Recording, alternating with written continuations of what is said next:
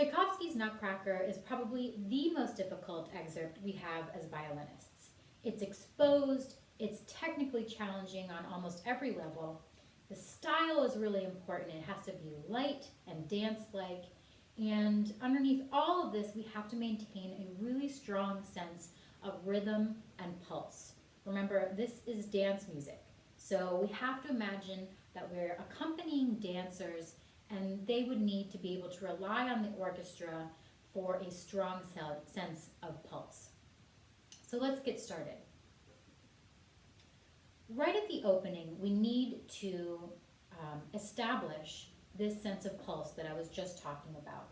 It's technically not very difficult, not incredibly challenging for the left hand especially, but there are lots of rests written, and the stroke has to be light and poised and elegant, and we don't want to be tripping over ourselves or rushing through any of the rests that are written.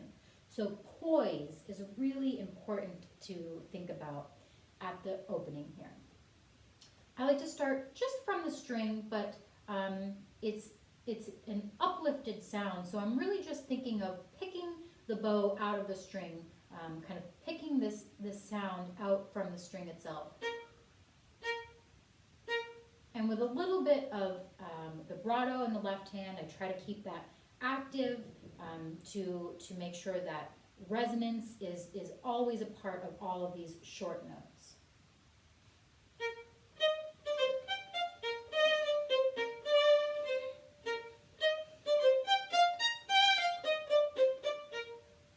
And really making that shape when there's a crescendo up and decrescendo down towards the end of that line, really go for it, and we're trying to find this kind of sunny and bright character. So using vibrato and kind of your bow to really make this crescendo.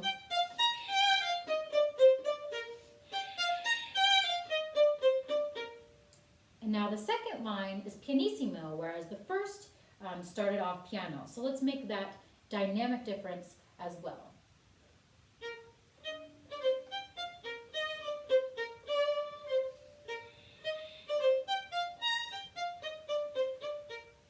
And you'll notice that in this second line, there is no crescendo up and decrescendo down. So we want to keep the dynamic differences a real part of this opening. Now at E, there are 7 bars of rest, and you'll notice in my run-through earlier that I skipped some of these bars. I encourage you at every audition that you take, if you have any excerpts that have extended periods of rest in them, to talk to the proctor at the audition before you go on stage and confirm whether the committee would like to hear all of those rests played or if they want you to skip. Sometimes they'll tell you right at the beginning and you won't have to ask, but if it's not clear, you should find out before you go on stage what to do about long periods of rest in music, because it's a courtesy, of course, to those sitting behind the screen. Maybe they don't want to sit through all of these extra rests, and also it's a courtesy to yourself. You don't want to be in the position of playing through a very difficult excerpt like this and getting to a rest and wondering, do I play this or do I go on? So always check before you play a piece like this with rests in them. So going on from here, I play this next gesture in 3rd position, and here's one spot that's pretty tricky for the bow hand because we have to kind of go back and forth between this really short off the string stroke and a slurred legato stroke. It seems really simple, but in piano and in this light texture, it's actually not all that easy. So I just stay close to the string with this off the string stroke, and then I use my vibrato to help with this feeling of a legato and smooth slur.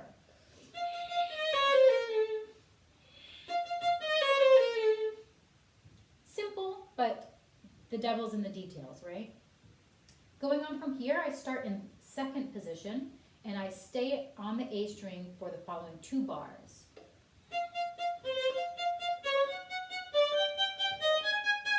Shifting on my first finger every beat.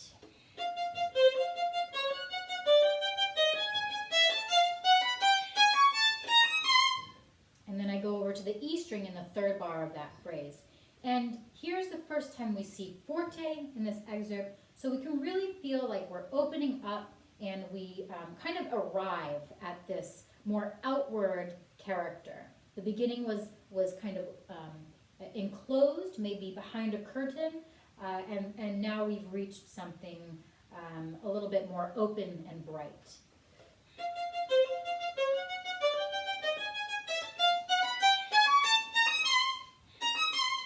And keeping that left hand active all the way through. Now for this next passage, just kind of staying right in the middle of the bow, a nice spiccato bow stroke, nothing too wild, it's rather controlled and close to the string.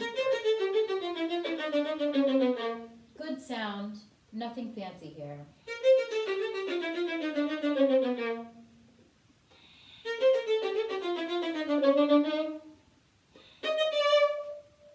And for that last gesture, really nice release with the bow, so that 8th note that has a dot on it is still resonant and beautiful. Nice vibrato on that as well. Going on to the next section, we really want to make the contrast between this sprightly, dance-like opening, and now this section is a little bit more cantabile. So really light in the bow and really smooth. I stay on the A string here for this.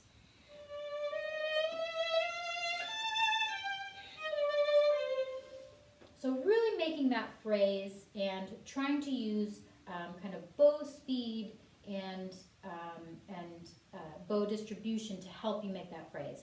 Nothing has pressure. There's no pressure to the bow.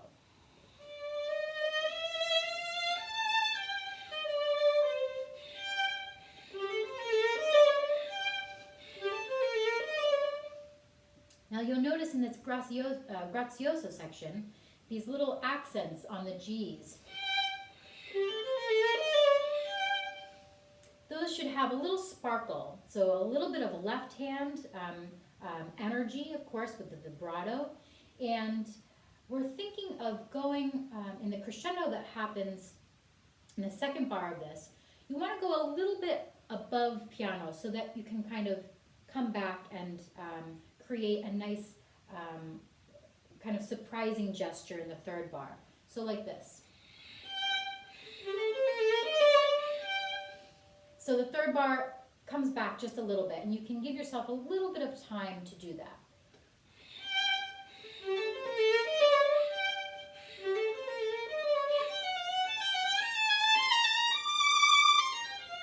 And really opening up at the end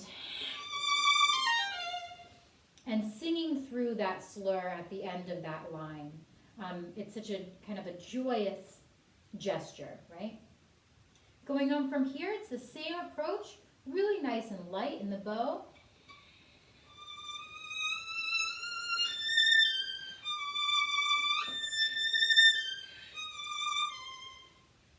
So even lighter than on the A string, since we're on the E string and it's more delicate.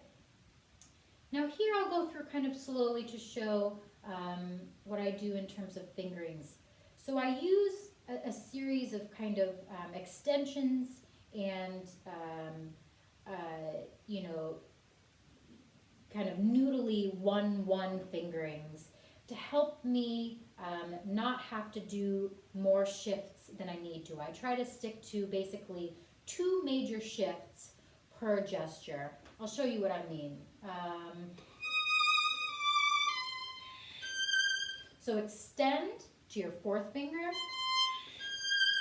to this G, and now I basically shift back to 3rd position, but just extend my 1st finger down to that G sharp. Now shift to 5th position, 1, 1, and then 4. Same fingering as before. 5th position. Now extend.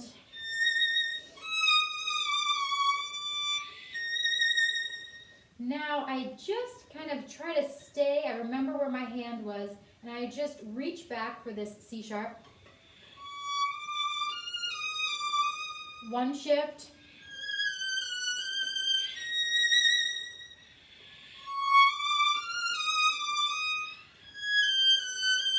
And then I shift down to 3rd position. And here, dynamically and kind of psychologically, we want to feel a little bit like we've arrived on this D.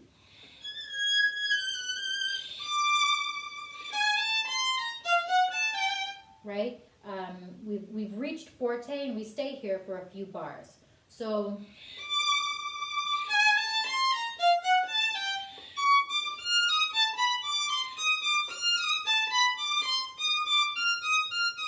now give yourself a little breath here to make this pianissimo. I'll play it more at tempo.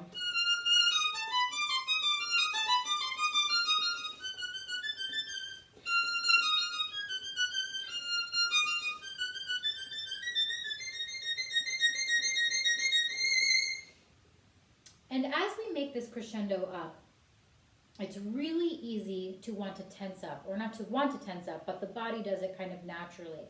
Because, of course, the half steps are getting closer together, and it's very tricky intonation-wise, and the sound is also difficult to make it resonate up here on the E string.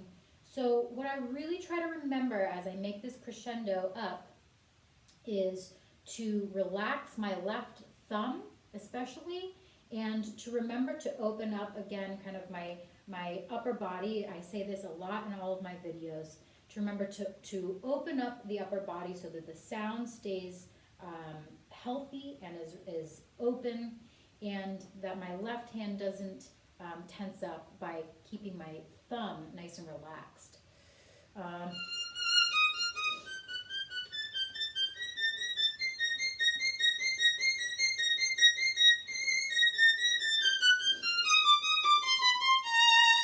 So for that fortissimo arrival, I can just feel really relaxed in the left hand.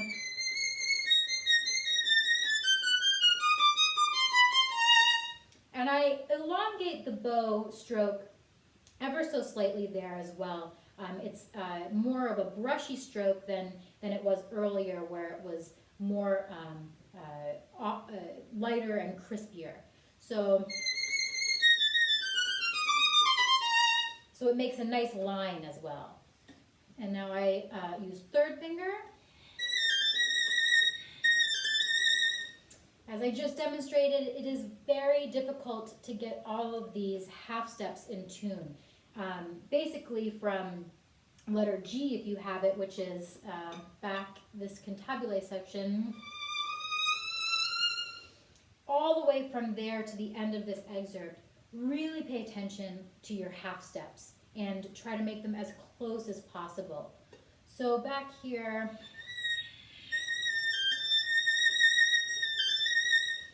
now I have relatively small fingers and small fingertips, and even for me, I'm really kind of having to replace my fingers in order to get the intonation in tune here. So you know, this is going to feel very different than playing half steps, of course, in 1st or 3rd position. So really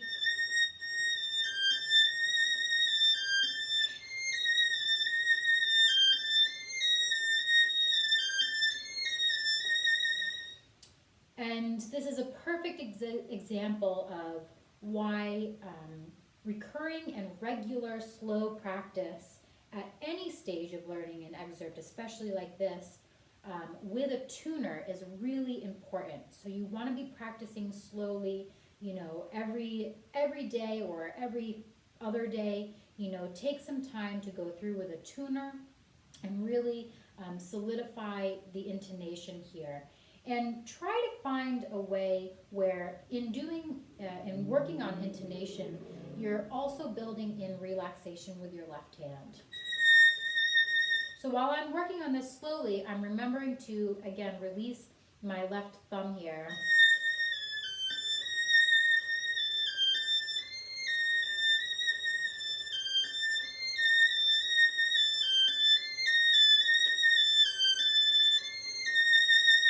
So if you even need to write it in your music, sometimes I'll just write the word thumb and I'll know to relax it. That can be really helpful. Now getting out of this stratosphere section here, I basically shift down every beat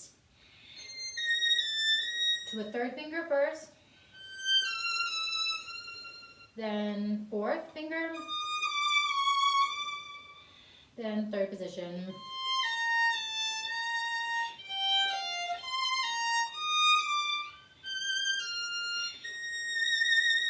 And up top here, I like to play this B flat with a third finger always. For me, my fourth finger, my pinky, is not long enough or strong enough to make that clear in the way I want it to be. So I play a third finger here to the end.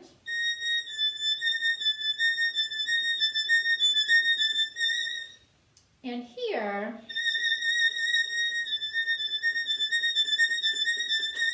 make sure that you're creating this line, even though there isn't a crescendo at all to the end. We want to have a feeling of it's still building all the way to the end. And if you play 3 measures in a row that are the same without any sort of musical phrasing, that's frankly boring. So really try to make something out of these repeated notes. And here we're so glad to have been, to have gotten through this very difficult passage that we've just finished. And the issue is that we let our guard down, and actually the last 2 bars are very tricky, getting from arco to pizzicato to end. So to help with this, I like to end the last B flat on an up bow. So it's kind of a double up. And that gets me to where I need to be to play these pizzicati without kind of fumbling with the right hand. And I divisi that chord, but I try to make it resonate as much as possible. And I try to get it in tune as well. So just in context.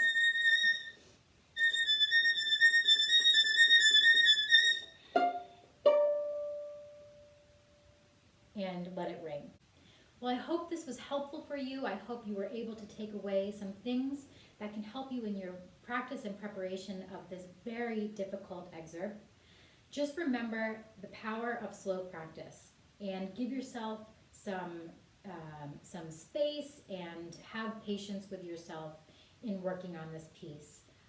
It is devilishly difficult, so over time you will make progress on it.